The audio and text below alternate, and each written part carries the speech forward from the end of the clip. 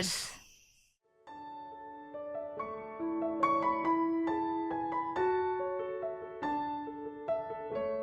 হুম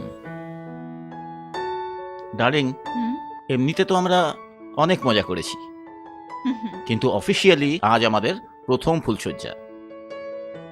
কেমন লাগছে? এত কোটি টাকার মালকিন হয়ে আজকে আমার মনে হচ্ছে যেন আমি হাওয়াতে উড়ছি। আমার খুব ভালো লাগছে। আচ্ছা, আজ রাতে ডবল মজা হবে।